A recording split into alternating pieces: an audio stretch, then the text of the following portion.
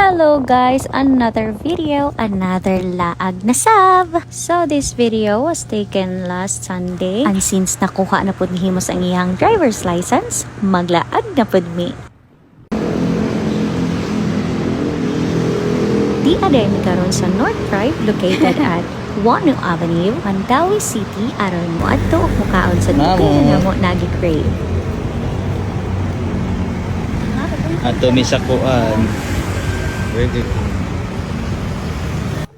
Diba? Basta kaon og laag, magkasinabot gyud mi. Sa tinuod lang, dugay ra gyud mi nagplano na mangaon dinhi. Kaso medyo layo lang gyud siya sa among gistayhan, maong magsigi ka postpone ang among plan ug medyo hassle sa siya sa part kung mag-commute ra ka pa doon diri. But now, naa na mi service, musamot gyud ning among kalaagan. Sa mga nagtan-awan ni na video, mangaon ta ninyo.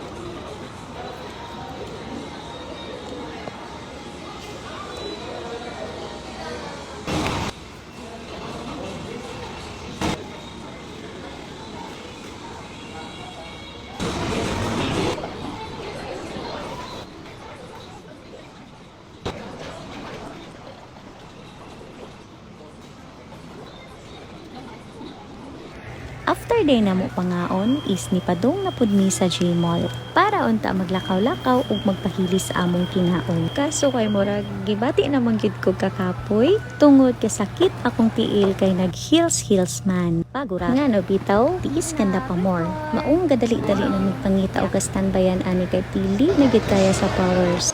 After sa among paglibot-libot, finally na ara mi nakit-an. Maayo gani nakakita rami ko sa ka branch diri sa Little T. Nag-istoryahay lang sa mi kadali, then nag-picture. After, nag-decide na dahil mi na manguli. So, diri ra di ay ako tapuso ng video. Thank you for watching guys. See you on the next one. Ready, get set, go.